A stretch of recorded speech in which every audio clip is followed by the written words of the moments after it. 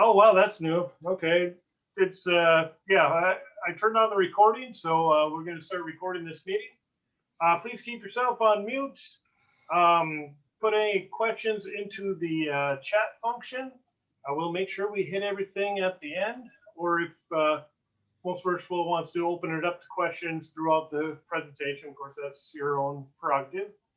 There will be about 5 minutes there'll be a poll at the end. And the videos are available through the Grand Lodge YouTube channel. Here's a quick look at the schedule coming up. Next week's going to be The Light in the Darkness, presented by Marcus Mueller. That will not be recorded, that presentation. And then you see the other ones there. Show and Tell Challenge still going on, asking those 3 questions. What is Freemasonry? What is your life and legacy about Freemasonry? And how will you help others find your ways to the craft? Link is on the bottom there. And then there's also a call for more presenters. So if you wish to do any kind of presentation, you'd want to do one of these webinar series, please contact the mentoring committee listed below. Now, without further ado, most virtual brother Thomas Hauder. Well, thank you. And thanks, guys, for returning for part 2. Let me get my screen shared up here. Boink. There it is. And slideshow. Play from current slide. There we go. Okay. So without further ado, we are in part 2 of our examination of this sort of thing. First thing we're going to do, since we're recording this, we'll start off with the disclaimer again. The purpose of this presentation is not to denigrate, criticize, condemn, or attack either the Roman Catholic Church or Freemasonry. The purpose of this presentation is not to absolve the Roman Catholic Church and or Freemasonry of any mistakes made in their name in the past or present, but to simply offer the historical facts. It is important to recognize that American Freemasonry is somewhat different than the practice of Freemasonry on the European continent, particularly in the early days of Freemasonry.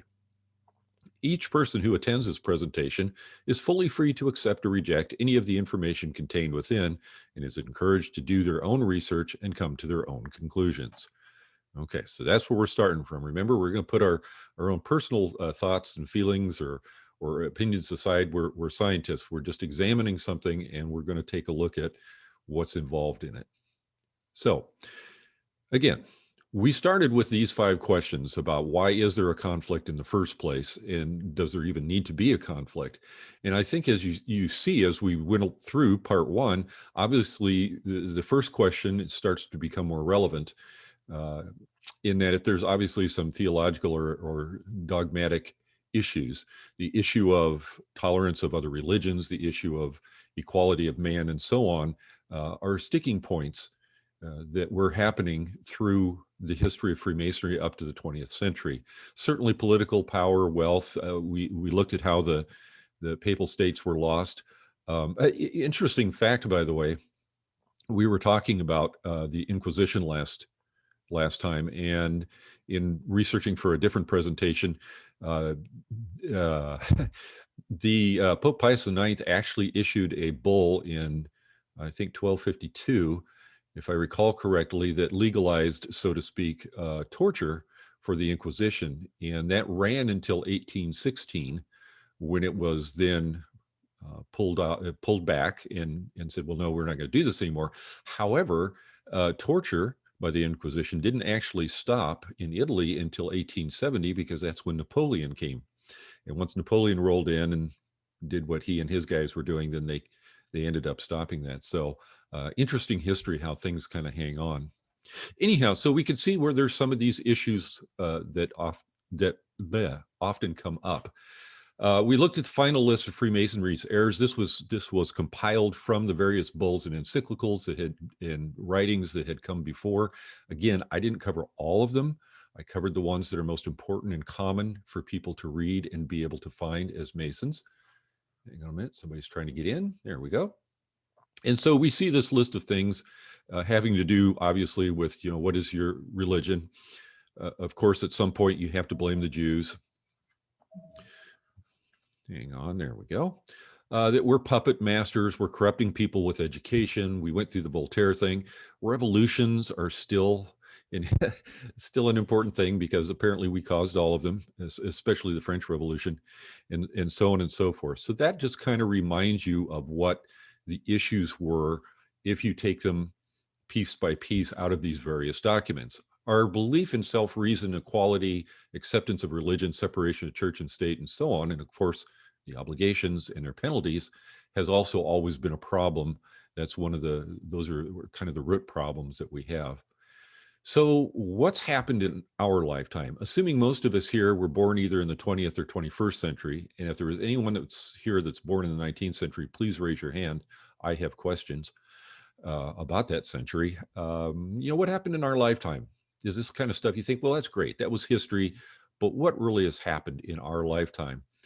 Well, the first thing that happened in our lifetime was the Catholic Church decided that this system they had of bulls and encyclicals and so on was getting to be just way too bulky. Because if you recall, when Pope number 1 releases something and then Pope number 2 decides he wants to speak on that, he has to repeat everything Pope number 1 said, and so on and so forth. So this is a really unwieldy way of creating law. So around 1917, they finally took all that kind of stuff and all this information they had, and they squeezed it into what's referred to as canon law. Now, canon law essentially looks like if you looked at a law book for secular law, right? So there's sections, subsections, paragraphs, subparagraphs, and so on, just like we're used to if we read the law that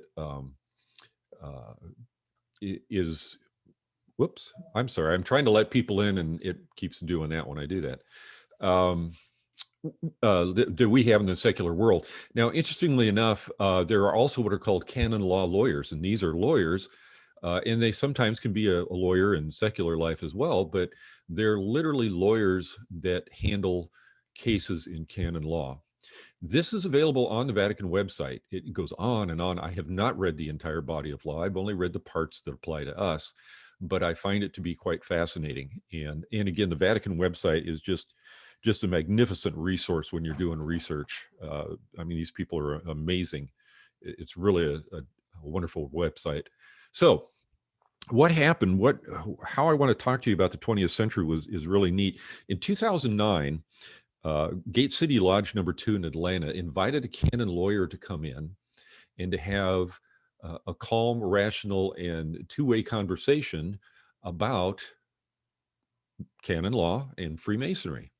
And it's really neat. And in the prose version of this, if you download it, there's a link. You can go read the entire transcript. This guy is not only just a regular lawyer, but he's also a canon lawyer. And so he came in and started explaining all these different sections of the canon law. And keep in mind, canon law is just like the bulls and the encyclicals, or like secular law. It's not negotiable. It can be changed. It can be updated and so on. But essentially, these are the rules that we're trying to run this organization by. In this case, the Roman Catholic Church. So if we look in canon law as it existed when it first came out in 1917, we're going to find several sections that relate to Freemasonry. Now, there's some preparatory text about why Freemasonry is bad, but then it gets down to, okay, here's the actual canon, 1240. If you're a Freemason and you die, you can't have a Catholic burial. 2335. 2335 is, I think, one of the interesting ones, because the way it's actually written when you read the text, excommunication is ipso facto. So it's not like somebody has to narc you out to your local priest or bishop.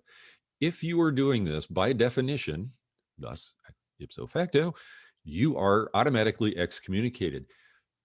More so, interestingly, is that the only way to get that excommunication lifted is at the time of death and by the Pope. The Pope reserves the right to lift the excommunication, but only at the, just before you die. So think about that. If you're in my case, Bug Spit, Nebraska, out in the middle of nowhere, and you're feeling a little ill someday, you want to get on the phone if you want to die and not be still excommunicated from the church. And somehow the Pope says, yeah, okay, it's okay. And then everything works. I mean, that's harsh. That to me is just fascinating that you can do something like that. A couple of interesting ones here. You see 2336 and and 542. I love this part. At one point in history, and again, I don't have numbers for today, but at one point in history, there were a large number of Catholic clerics that had joined Freemasonry, particularly in the Scandinavian countries. My background is on my mother's side are all Swedes and Danes, so I'm quite proud of them, because that's like really, hey, we're going to do whatever we want to do.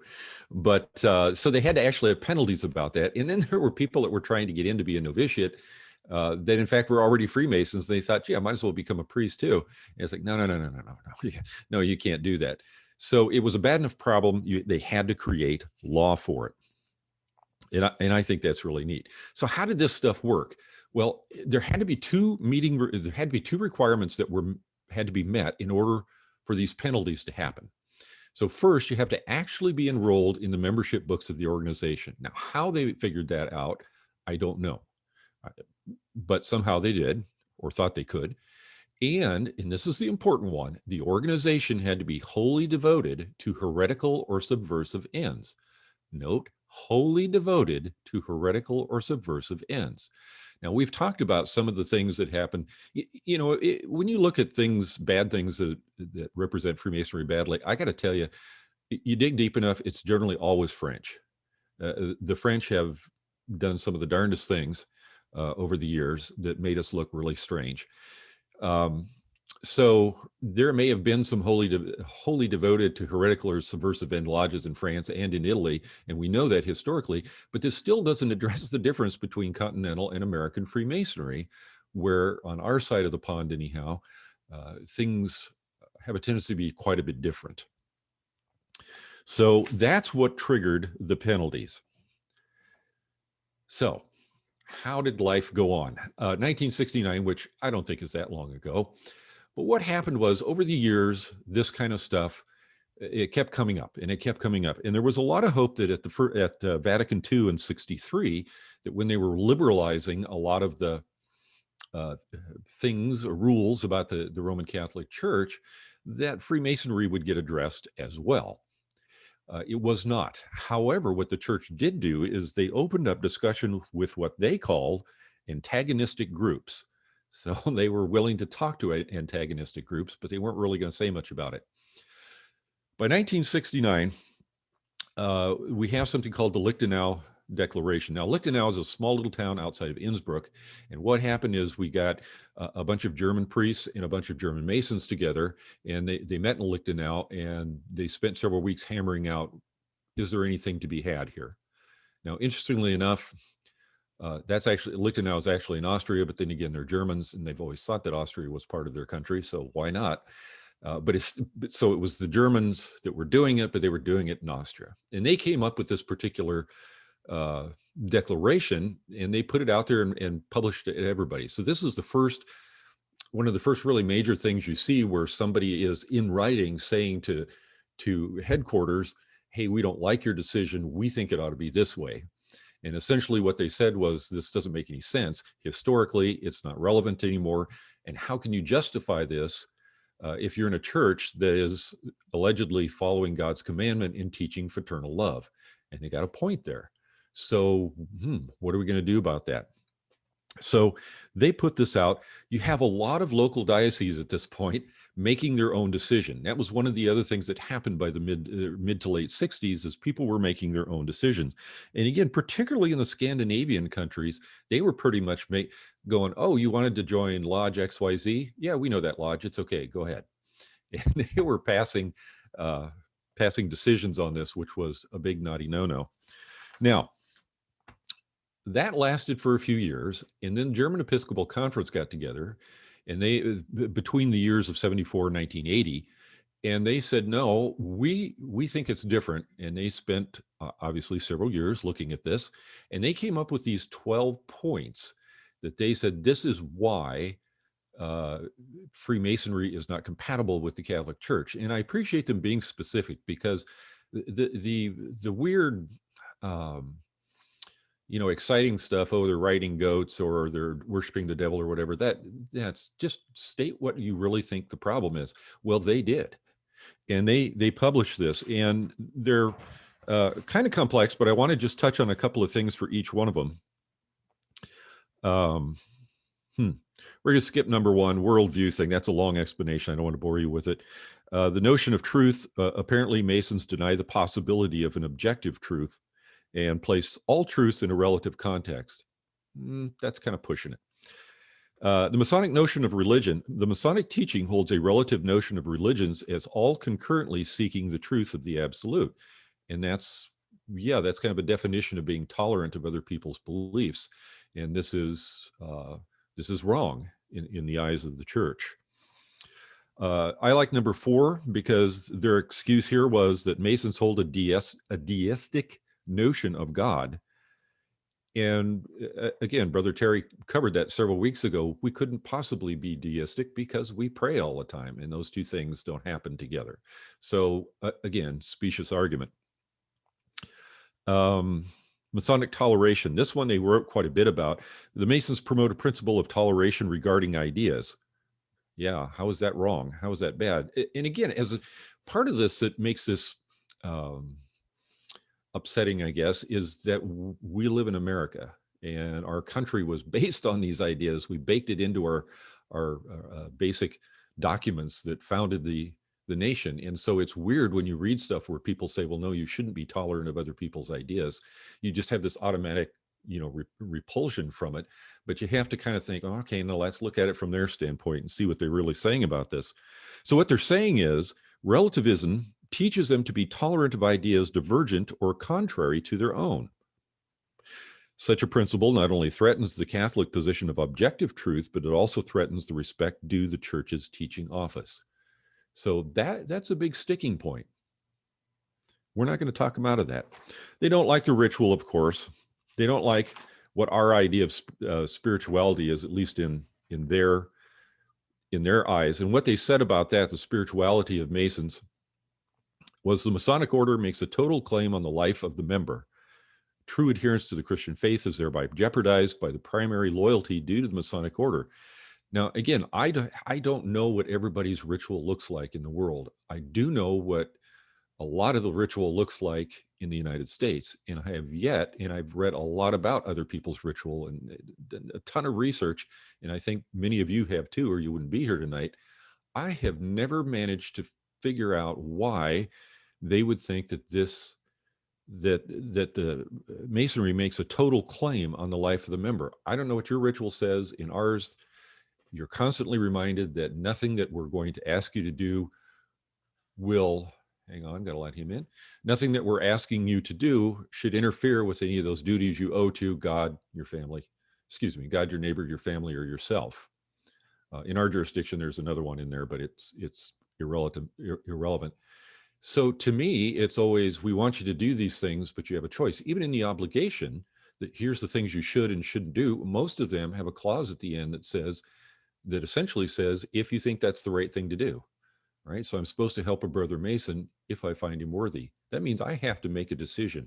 I have to make a judgment. It doesn't say blindly follow this. So I don't know where this idea popped up for them. I really don't. But this was the next step. So now we're up to 1980. And things are really confused because you got the Lichtenau decision out there, which is saying, hey, guess what? We think it's okay. And then these guys come by and they say, well, no, it's not okay. And the Vatican's not saying anything at all during this period of time. They're just still saying, look at the canon law. Here's what we wrote. We're not going to discuss it. So you've got this weird standoff going on. And the question that kept getting asked was this one here. Well, if somebody wants to join a lodge, and I know that lodge isn't working against the church because in many places they were working with the church, would that make it okay? And they could never get an answer for that. Now, pardon me, to make things worse, starting in 1977, it became actual law in 83. They created this new section called 1374. And it says a person who joins an association which plots against the church is to be punished with a just penalty. However, a person who promotes or directs an association of this kind, in other words, if you're associated with somebody like a Mason and you're a Catholic, then you're going to be punished with an interdict. Now that's some great language, all right, but what's missing from this paragraph, right? Should be obvious. The word Freemasonry. And this was one of the biggest blunders that was ever made with canon law, as far as how it was perceived out in the world. This just made that whole confusion worse because people say, oh, they took out the word Freemasonry. Well, I guess it must be okay. And in fact, we can see, if you look at membership numbers, there was a fairly decent upswing of Catholic members joining because they thought, wow, this is great. I've always wanted to do this, whatever. Well, that isn't exactly what they meant.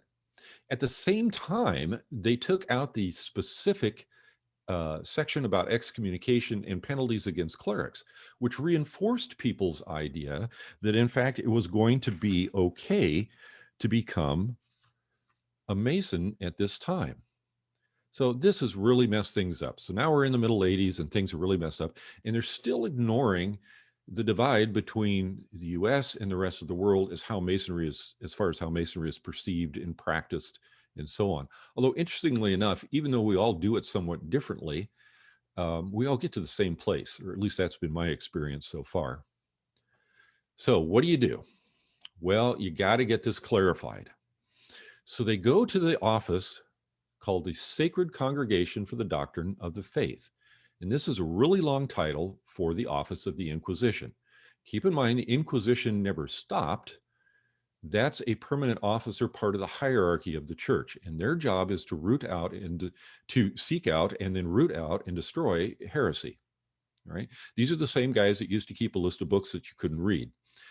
By the way, the most well-established library full of books you shouldn't read actually exists at the Vatican, because they've probably got more Masonic stuff than we do, and they've certainly got more stuff that they didn't want us to read. They made sure they always had copies of it, and I really appreciate that. Someday we're hoping that they'll allow people to have even more access than they have to that, because they have the most amazing collection of documents on the planet.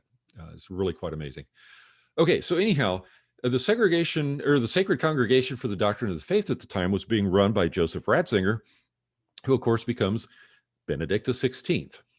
And here's what they said. They said, nope, we didn't change your mind.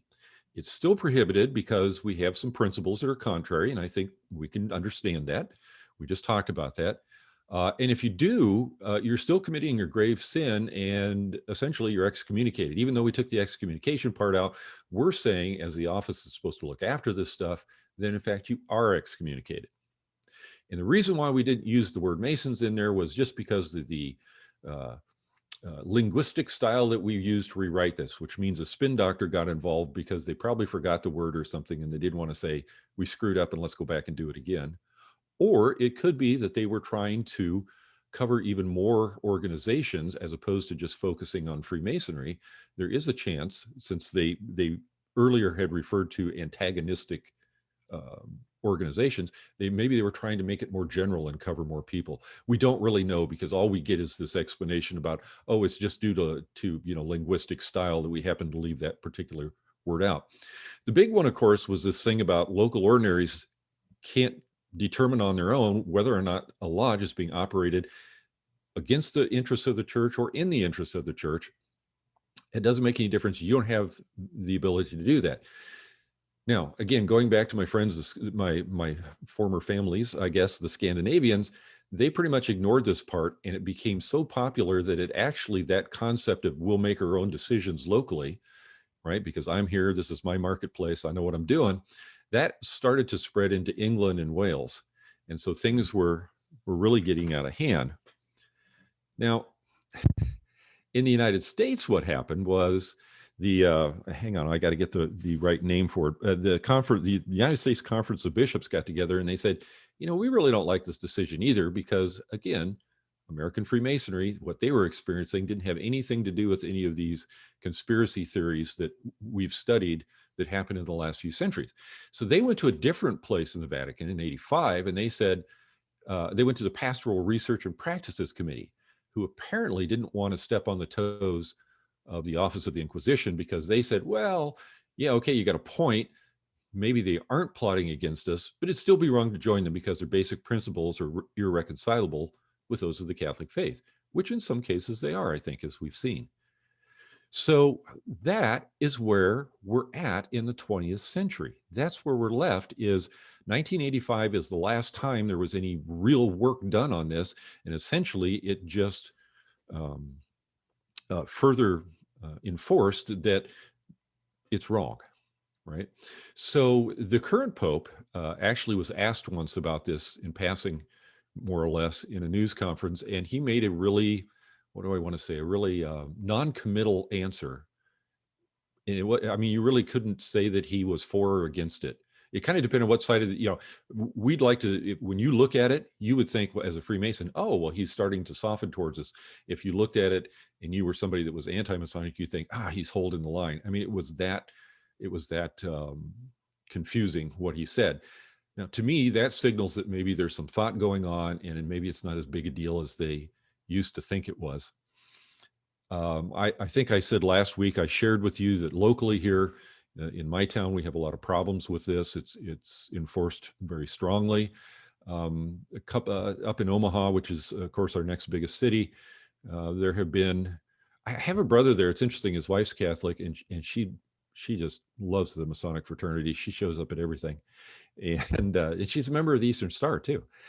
And so he was, to make her happy, he was going to convert to Catholicism, and everything was going well. And he's in his church, he's the head of the Scouts and several other things, and fundraising, and sits on a board and all this stuff. And then when he was filling out the paperwork, he had to check the box that said, I'm a Freemason. Apparently there's a box on there you have to check. And he did, and the local guys didn't have any problem with it, but that paperwork apparently goes to the Vatican and then comes back. And when it came back from the Vatican, they said no. So interestingly enough, he can still come to church. He can still do all those things, all the volunteer things he's doing for church and so on. He just can't actually become a Catholic for them. So it leaves people in kind of a strange place. We know that in the Scandinavian countries, where Christianity, Freemasonry is primarily a Christian-based thing. They do it all the time. And we know it happens in England, and we know it happens in Scotland and other places around the world.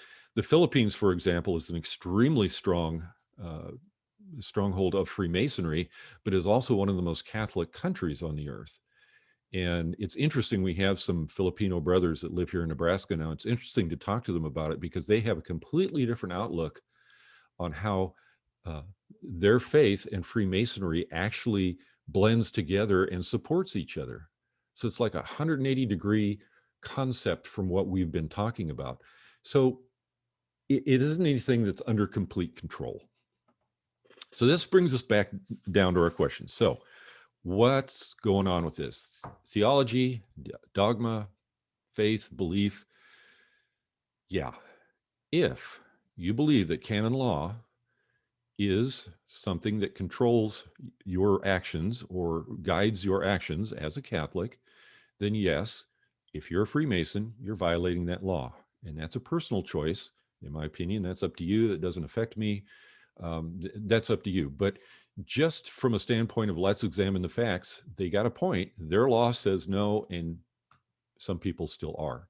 Now, what about the politics and the power and the wealth and all that stuff? Well, I think we've seen historically that's certainly part of it. And that's not necessarily to say that that's a negative thing. When you're trying to run a worldwide organization, you need political power, you need positional power, and you certainly need wealth to do it. And a lot of that has been trimmed over the years as society has separated the concepts of faith and everyday life from each other way more than they were back in the beginning.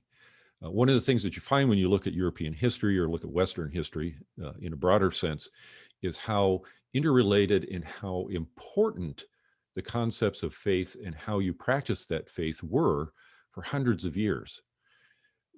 Most of us nowadays, no matter how faithful we may think we are, can't hold a candle to what was going on back then. I mean, literally the church controlled every minute of every day of your life. There was something you were supposed to be doing at a certain time, or there's some way you were supposed to be doing it, and people didn't question that. But as time went on, we moved through the Reformation, the Counter-Reformation, the Enlightenment periods that swept around. These things changed that. So yeah, that's part of the conflict, because unfortunately, oftentimes when you look at who was involved in making these changes, there are a lot of Masons involved. Now, as I said once before, correlation does not equal causation. And that's one of the mistakes that I think the church is willfully making in order to press their argument. Well, if this guy was a Freemason and he did something we didn't like, then obviously all Freemasonry is that way. That's essentially their attitude. And that kind of bugs me. It's like, if you don't want to believe in what I'm doing, I'm okay with that, but just state the actual facts. Here's why. We don't like your belief in reason. We don't like your tolerance of other religions, da, da, da. Leave it at that. Don't bring up all this other weird stuff that gets written that makes it all more fantastical and so on. Just be upfront about it. And then it's like, oh, okay, I can respect that and move on. And that's why I think it's important to know that, because if you don't study this, what happens is either you believe, because there's been a lot of weird stuff written on Freemasonry site as well about the Roman Catholic Church that is simply untrue, or has a grain of truth in it, but they've built a real legend around it, much like our ritual.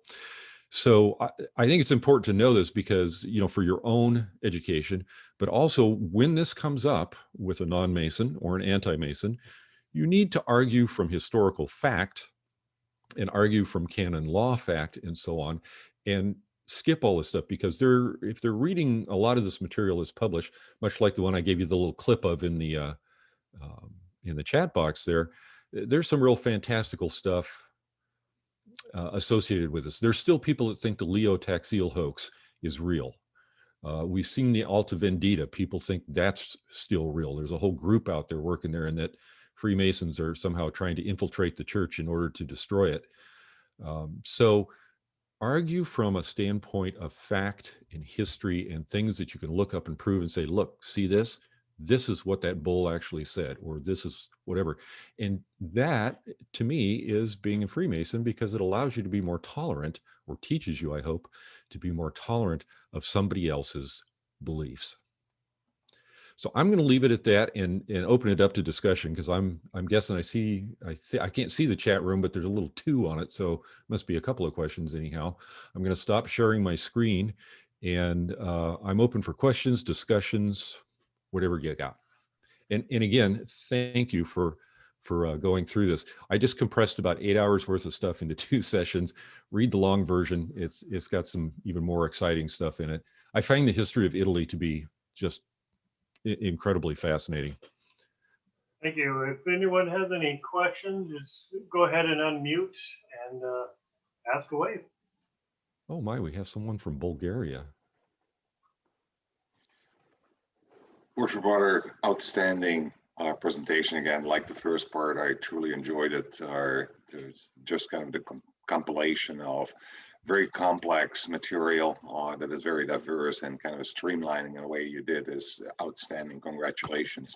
Thank you. I had a question here related to, where do you see this going? I mean, obviously, the membership in the Roman Catholic Church is increasing, or, you know, it has actually dramatically increased, primarily in South America and in Far East. Where do you see this going over the course of time? Yeah. Thank you. Well, I kind of have 2 things to say about that. There's the global answer and there's the local answer for me. And the local answer, at least in our jurisdiction and so on, is when the bishop decided that everyone was excommunicated and so on, this was back in the late 90s, we experienced a virtually non-existent drop in membership. And as I've been doing this across the state and in some other jurisdictions and so on, what I find more often than not, I've met a lot of Catholic Freemasons. And it's interesting. It's about 50-50. About 50% of them are aware that it's not allowed by canon law, and they don't care because they think it's wrong. And about 50% of them had no clue, but still didn't change their idea about Freemasonry. So I think on a very local level or a very personal level, everybody has to make their own decision, and people will. Now, globally, and again, globally, I think at some point, considering all the other things that this organization, and it is an organization, I mean, yes, it's a faith, but it's also a company, a business, as it were. I think at some point they have to realize they've got bigger things to worry about. And Freemasonry isn't one of them. You know, if you look at the period of time that I looked at, you can imagine two curves, right? And the Catholic Church starts up here and curves down, because what did we see happen through history is their power and their reach and their influence began to wane. Freemasonries went the other direction, particularly, again, in Western Europe, the British Isles, Scandinavia, and so on. That's no longer true. Freemasonry has lost quite a bit of its appeal and enormous amounts of its alleged power, if we ever had it. And so at some point, I think we become, and I think we did a long time ago, irrelevant to them. We're not affecting them, at least as far as what's going on in the United States. Now, I can't speak because who knows, are you familiar with the P2 scandal in Italy? Yep. Okay. Yeah. So if you guys aren't, go to Wikipedia and put in P2 scandal and read it. Man, you can't make that stuff up. That would make a fantastic movie. I mean, it's got everything. It's got intrigue. It's got sex. It's got money. I mean, it's just, there's everything going on there. And even as late as that happening, that's the thing. I don't know that kind of stuff isn't happening somewhere. Anybody can start any group and call it Masonry. And that was part of the problem. We get tarred with everything. And there were a lot of people that did that. The Carbonari are a good example. These P2 people were a good example. So worldwide, I would hope they would just realize that sometime it's not worth arguing over, but I don't know. I was encouraged when the current Pope gave that really flimsy answer, because to me, that means at least he doesn't want to, poke the bear with a stick. And that's better, because in the past, if you go back and you go into the 70s and the 60s and back towards, further and further towards the beginning of the 20th century, generally they were very distinct about what their opinion was. Do you believe that Freemasonry should be a little bit more outspoken, and make a counter argument to what the Catholic Church is presenting? Oh, gosh, how much time do we have? In summary. Yeah, well, I don't know if I can. That is an outstanding question. And I think everybody should be, and not just with the Catholic Church, because it's not just the Catholic Church anymore. Right. I chose the Catholic Church because they've been around the longest and have had the greatest effect on Western culture. Just general. to quote a reference, Tom, and if you look at the Morgan scandal and the anti-Masonic Party, this whole thing grew to disproportionate size by and large because Freemasonry was quiet. They just let it happen. Similarly, with respect to the Catholic claim, and obviously the verdict that passed on and is adjusted in '83, it's still there. Should we be more outspoken? Should we be more articulate? And to your point earlier, base this on science, bring in the history, bring in declaration of what we really stand for, and that some of that insinuated stuff is just sheer nonsense. Again, excellent question. I mean, this is a great analysis you've made. And I think there's a couple of things there to look at just off the top of my head. Again, this is a local versus global issue. I think on a local level, that would make sense. If we're having problems, and whenever one of our brothers has a problem, whether it's with the Catholic Church or one of the other, Christian organizations that don't like Freemasonry, I always offer to go talk to whoever's got the problem. And I always tell them, within the bounds of what I have agreed to not tell people, I will tell you anything you want to know about Freemasonry, and let's talk about what the differences are and what the reality is. And it's interesting how no one ever wants to take you up on that to any great extent. A couple of people have had, and they're not very happy because they repeat this crap that has been, and I'm sorry to use that word, but that's what it is, that has been generated over the centuries. And it's like, no, that's the same argument the Catholic Church used in 1865, and here's why that's wrong, right? So I think on a local basis, the way you do it is by, reaching out and trying to participate. The problem with the global end of it is the problem that, and this is one of the things that makes Masonry so hard for anyone to understand, including the church or any of these other groups. Yep. No one person is the expert. We don't have a global headquarters or anything that can say, this is what we think.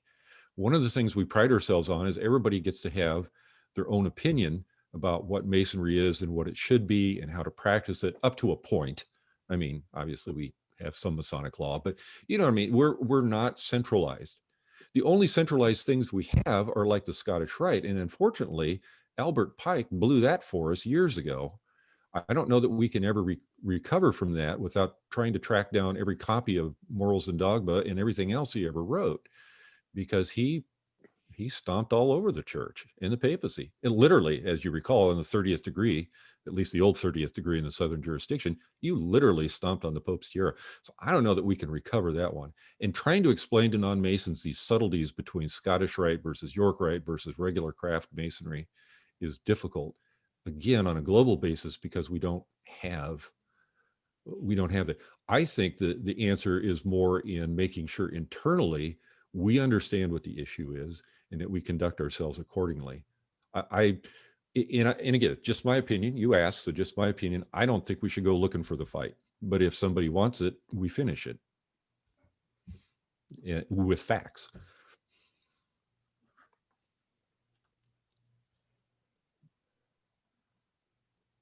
Well, y'all still look like you're awake anyhow. Some of you are cheating. I can't see you, so. And I was just going to say, you basically, it doesn't sound like there's been anything since the mid 80s, like 85 or so. You don't really see that changing anytime soon, I'm gathering. So no. And think about it again, put yourself in their shoes. If you're that organization and you see what's going on in Masonry today, all you have to do is wait a little bit longer. And the Catholic Church is fantastic at waiting.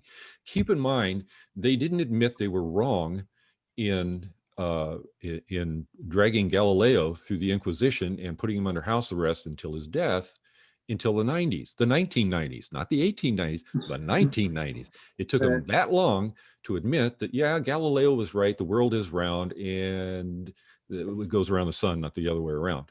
Even though we knew that for how many hundreds of years, we knew that that was the truth, that it was heliocentric and not earth-centric. But they waited until the 90s to go, well, I guess we were probably wrong with that Galileo thing. So they're great at waiting things. They take the long view, which I think is really kind of the way to go in their business. And so all they really have to do, considering what's going on with Freemasonry, is wait about another generation, and it won't make any difference at all, because we're not going to be around. Well, it only took almost 700 years for it to come out that they framed the Templars. Yeah, exactly. Exactly. So, and they still don't, and it's not like they issued, well, I mean, look at some of the really cool positive things though that have happened.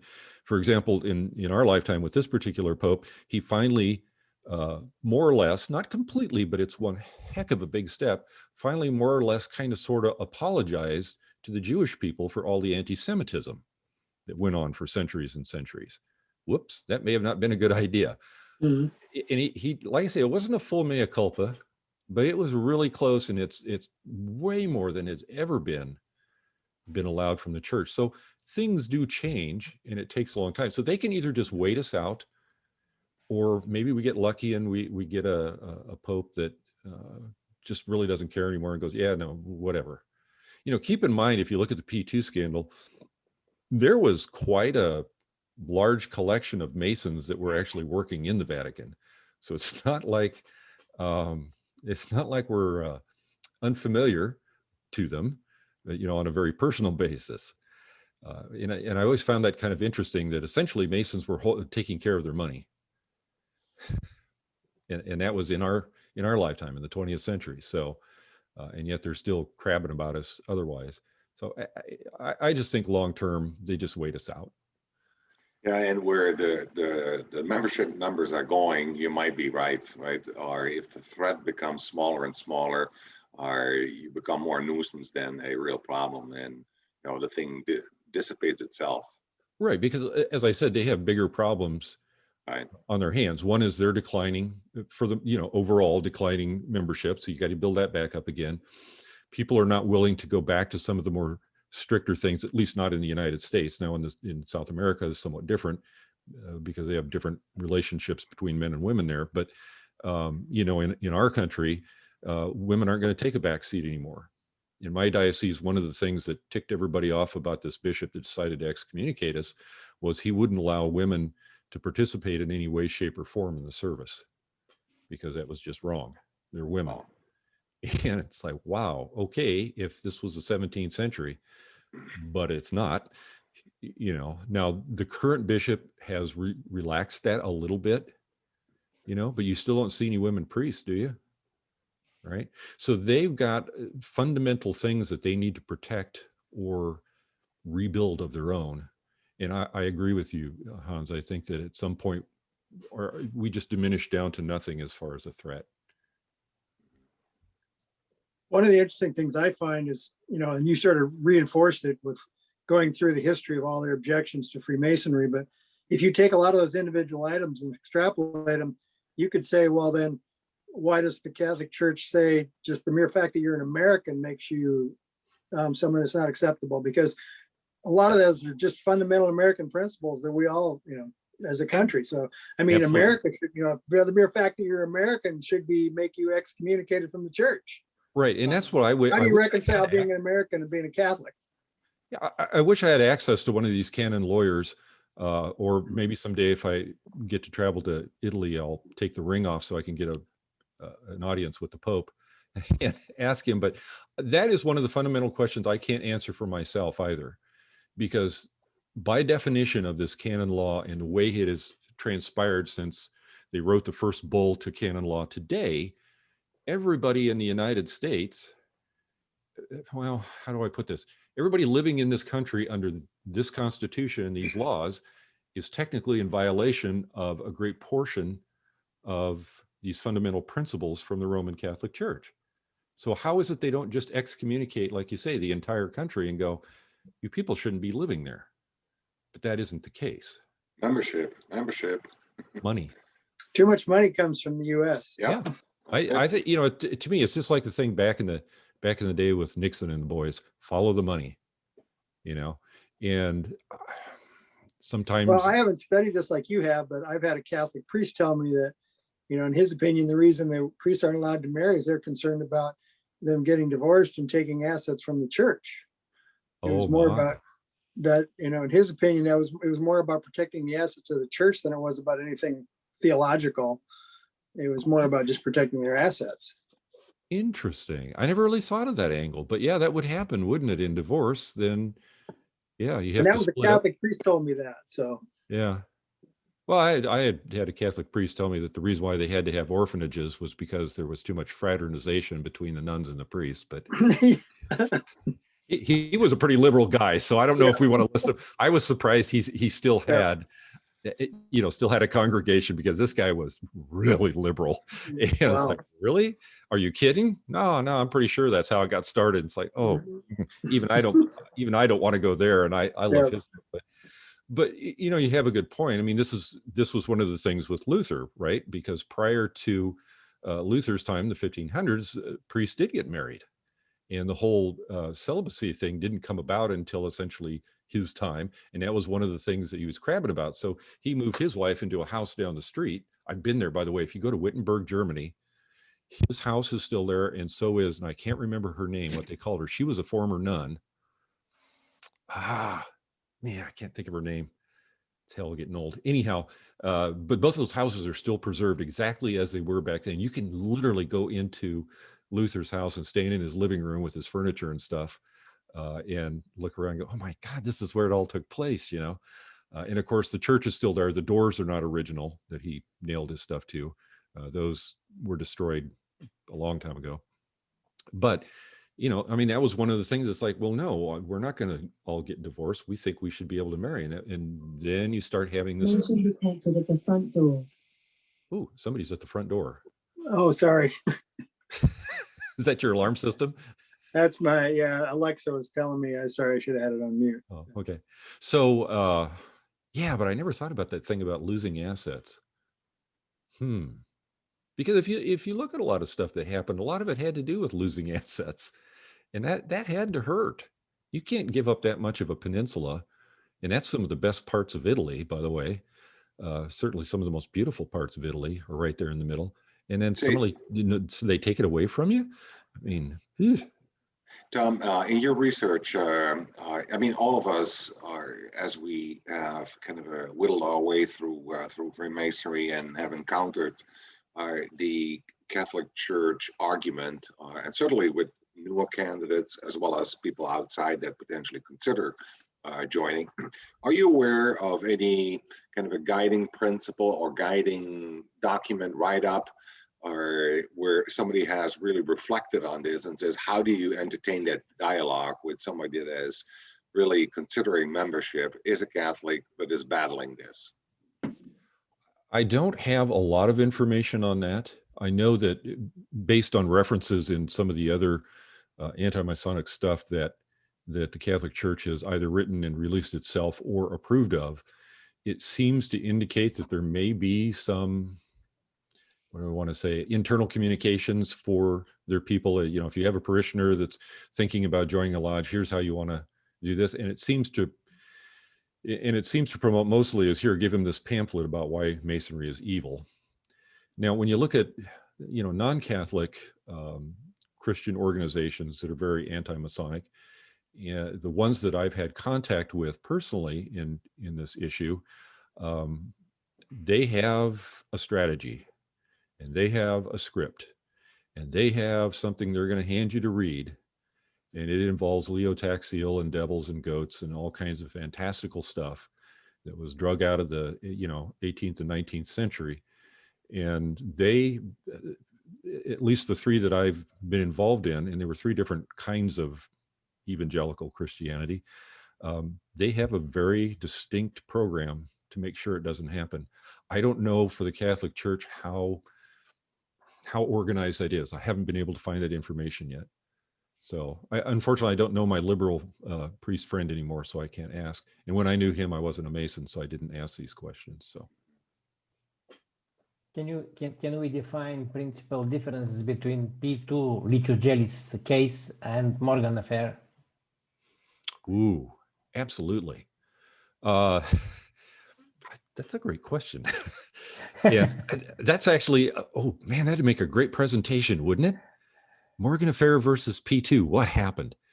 So nobody really knows. The problem with the Morgan affair is nobody knows what happened for real. We never found the body. Some people claim they found the body, but no one's ever really found the body. And I've read so many books about Morgan. At one point he was in Canada. At one point he was in the Bahamas. And I volunteered to go look for him in the Bahamas, but nobody wanted to pay for it at my Grand Lodge. So, but I said, you know, I'll look. I'll find his body. Trust me. Give me a month or two in December.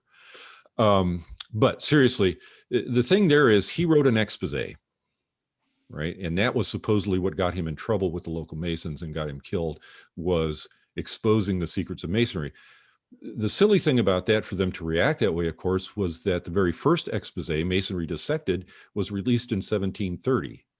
And so people, and there have been ones released, you know, regularly ever since 1730.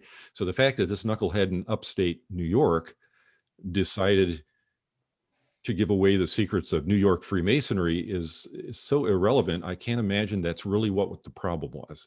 And I think there may be something going on there that we just don't recognize or whatever. Whereas the P2 scandal, I have to admit, again, what I've read of it, and there's lots of different narratives out there about what happened. What I've read of it, I think that actually now it wasn't regular Freemasonry. This is another hard concept for people that aren't Masons. What is regular and irregular Freemasonry? But they were operating as a Masonic lodge, and I think there's no doubt in my mind that in fact they were trying to screw the church. I mean, there's just, you can't get around that. They were not doing nice things.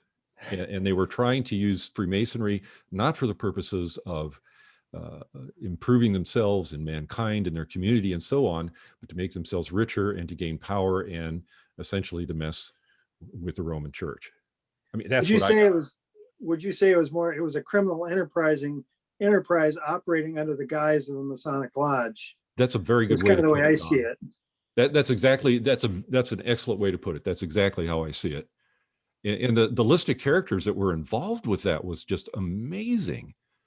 My gosh, it was the movers and shakers. It was people that you wouldn't think would be into that sort of thing. I mean, again, Berlusconi, I mean, he's kind of a perv, so that doesn't surprise me. But some of the rest of those people were just phenomenal. Well, regarding the Morgan affair, I have a friend who's a rather colorful past Grand Master, which I won't name, but he has a polo shirt that's got right below the square and compass. It says Morgan deserved it. Well, and the thing about the Morgan affair that is because it's, unless you're into history, it's kind of a boring thing to read about, I think, for most Masons. So most Masons know there was some guy named Morgan and he might have got killed, and gee, that might have had something to do with some anti-Masonic attitude in the United States during that But it period. wiped out Masonry in a whole section of the country. Well, it darn near wiped it out everywhere in the country, and that's what they do. If you take the time to actually read what happened in the aftermath, we were this close to not existing anymore due to that. And people don't. There were Grand Lodges that shut down. There were people that left. That's why we were left with some of the weird rules we have, at least in for example, in my jurisdiction, the only person who can vote in lodge is a Master Mason. And that was left over from the Baltimore Conference of 1843, which happened, on the tail end of anti-Masonry when they were trying to put it back together. And their theory there was, if during the anti-Masonic period, we had all these fellowcrafts and EAs leave and people denounce Freemasonry. So if we let them back in lodge and let them vote like they do almost everywhere else in the world, Don's got something to say, then gee, what if they take over the lodge and it just gets worse again? So, only Master Masons can vote, because if they stayed around to be a Master Mason and all that, it was politics. So, it was close. And I'm sorry, Don, you raised your hand. Morgan, it wasn't all bad. There was Horace Greeley, who was the avid supporter of the anti-Masonic faction, who ran on the third party ticket. Yeah. But guess who won the election? Andrew Jackson, who was a past Grand Master of the Grand Lodge of Tennessee. So yeah, it wasn't a total loss. And getting back to Morgan himself in the lodge, there was some internal politics involved. There was some of the books I've read. There was something about he ran for an office, and I can't remember the details, but I think there was some internal politics that had a bearing on the thing. Yeah, I agree with you. Depending on whose book you read and so on, and some of the early ones, there's a problem with Masonic research, at least in America, and I don't know that this didn't happen elsewhere, but we went through a period of time, I want to say probably around between the 30s and the 50s, where there were a lot of books written in Masonry that are just horrible, horrible pieces of work. There is no scholarship whatsoever. They're repeating weird things that, somebody told them, I don't know, on the night they were initiated or whether somebody told them, oh yeah, we used to, we hide stuff in the heads of the guys up in South Dakota. I mean, there's a lot of bad stuff out there. So it's kind of interesting. You have to kind of jump over that, go to things like Quattro Coronati or Herodom, once that got started, which I think was in the late 80s, early 80s, somewhere in the 80s, and so on. And you have to pick your sources carefully. But I agree with you, Don, that one of the things that seems to run through there is I always get this nagging feeling that there was something else going on, because again, there'd been a ton of exposés. Who cares if this guy happened to tell people? It's one of those things and it kind of goes back to what Hans asked about, should we be more proactive in protecting ourselves, or should we just turn the other cheek and say, no, time will solve this? That was not the real issue. The expose was gloss. There was something much more important going on. Yeah, I agree. At the local level, of course.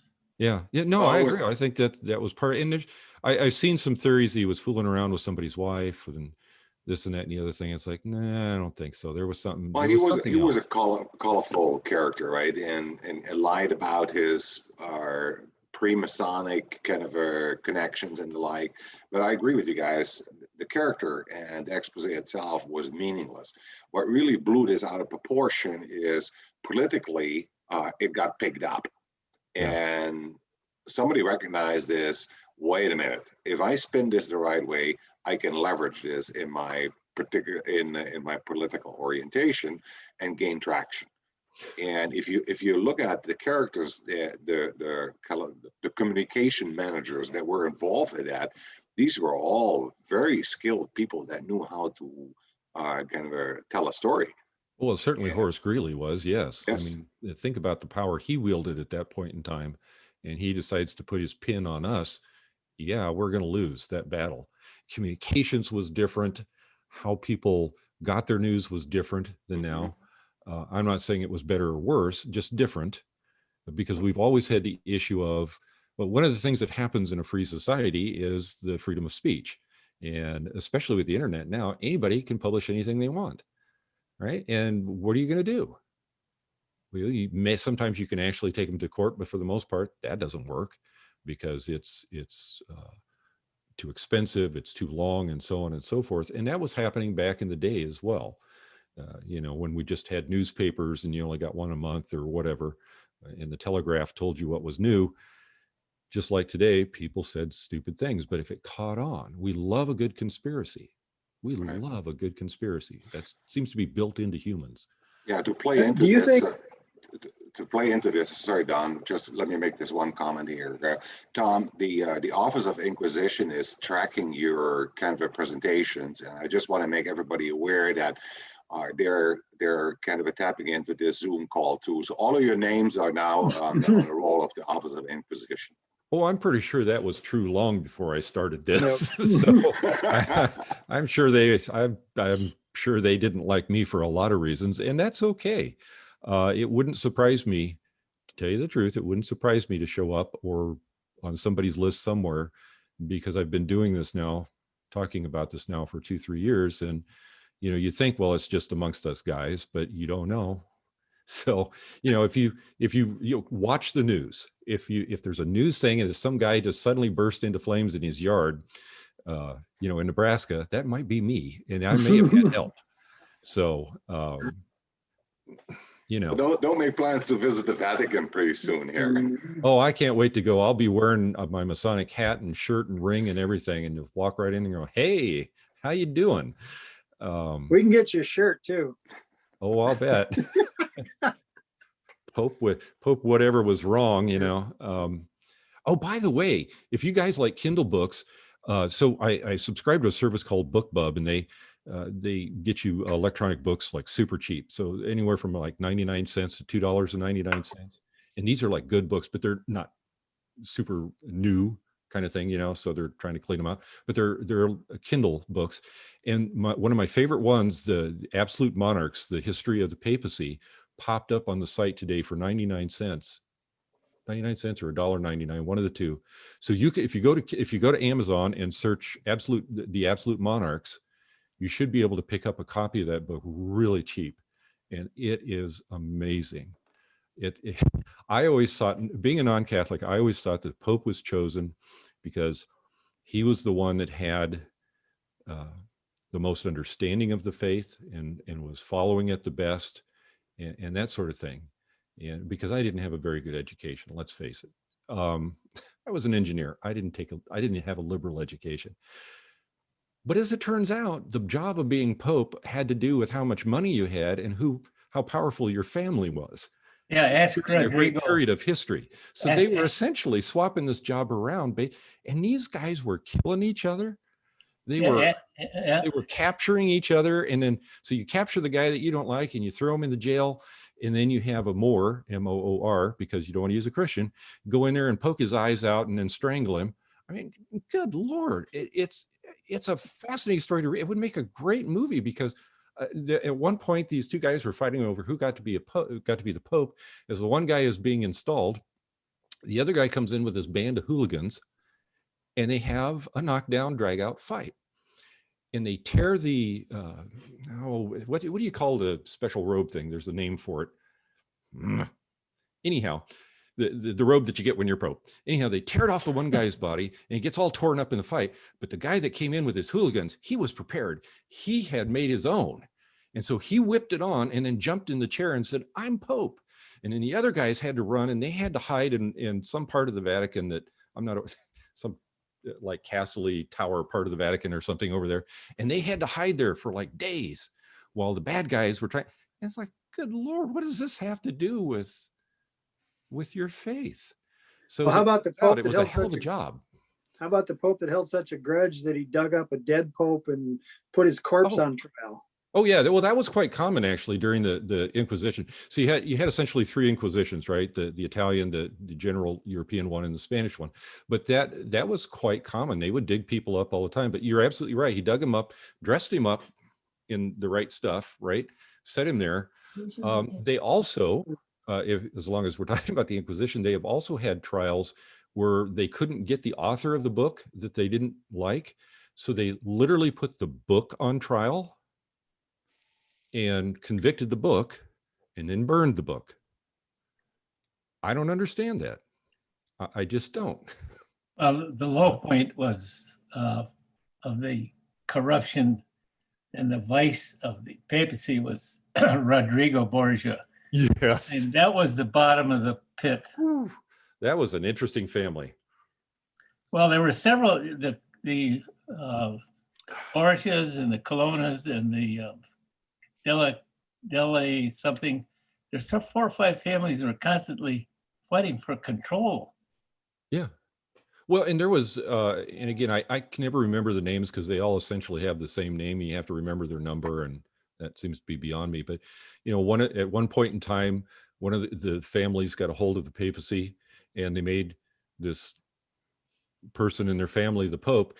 He wasn't even a priest. So he was made a priest, he was tonsured, he was made a bishop, and he was made Pope. It was kind of like when we do a one day and somebody, you know, you start as nothing, and then at the end of the day, you've gone through the Scottish Rite and the shrine and everything else.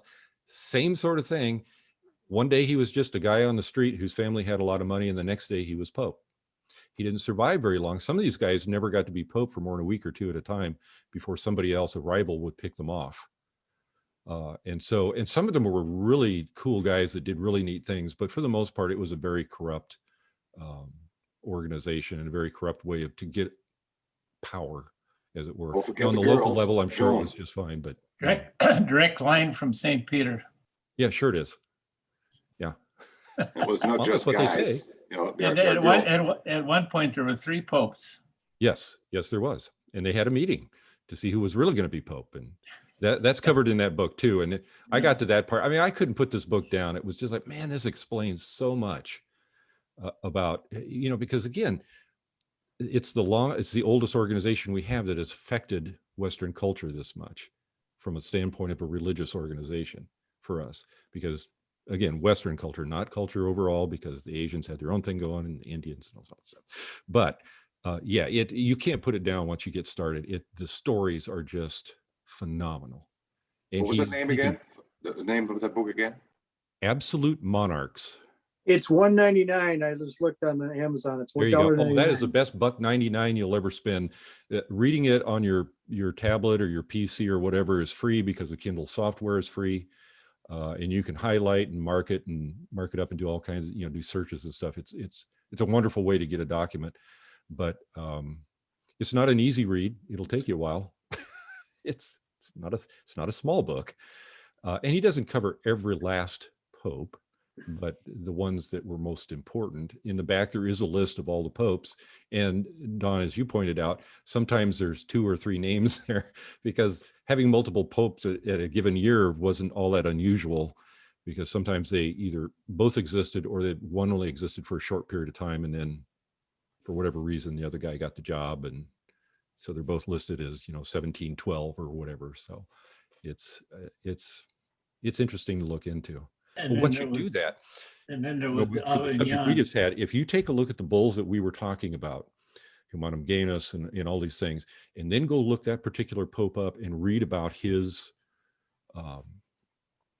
reign as Pope and the kinds of things he did. That helped me a lot, because you begin to understand the stuff that's written in the bull better once you know the person better, and you see the context of what he was working in and the kinds of things he was struggling in as a leader of this enormous organization, and where he was coming from. Then you go back and you read the bull that he wrote about Freemasonry, and you go, oh, I get it. Now I know what was going on at that time, what he was dealing with. Makes perfect sense. That's why he would say something like that.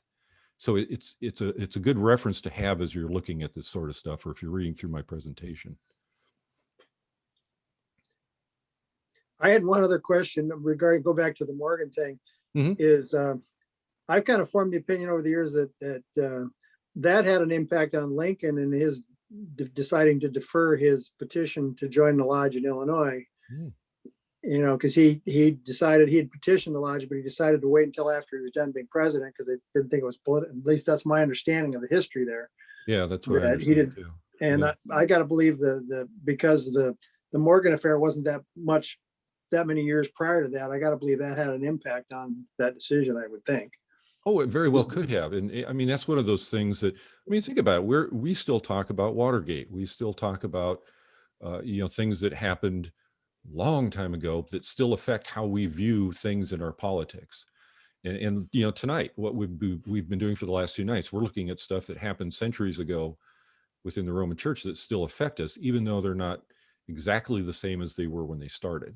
So I think that's a reasonable conclusion to come to, that he may have been influenced by that, as may of a lot of other people. So, Jackson, although he managed to get reelected, wasn't necessarily the most well-liked guy. Apparently he had some rather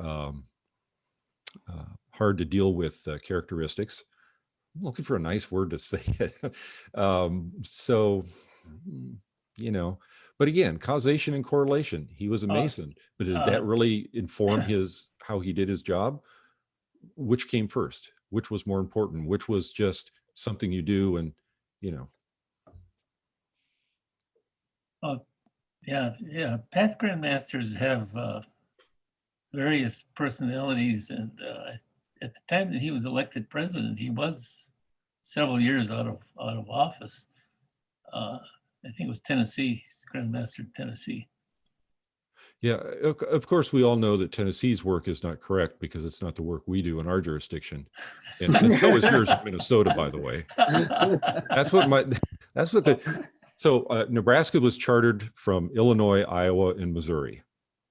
They got together and they gave us a charter for a Grand Lodge in 1857. And when I was looking into where our work came from, which is it's only interesting to Nebraskans, or I do that one for you, but it's a mess, let me tell you that much. Anyhow, I can remember during my year asking the Grand Custodian, well, if we came from these three different things, how did this work get so messed up, and why don't we do it the same as other people, and so on? And his comment to me, and this is amazing. This guy's been a Mason forever. I mean, he's one of those old guys you go to for information because he's lived it, and please tell me, what's the wisdom here? And he said, easy. When the work was brought over the river, because you have to get over the Missouri River to get here from any of those states, when it was brought over the river, all the bad stuff fell out into the river. And what we have is the right stuff. I thought, well, if that makes you sleep at night, go for it. But that doesn't answer my question. I still want to know what happened. So, That's like the British saying the rest of the world drives on the right side of the road and they drive on the proper side. Yeah, exactly. Yeah. It's the same attitude. And you want to be careful when you're over there. Do not say you guys are driving on the wrong side of the road. They take that pretty personal.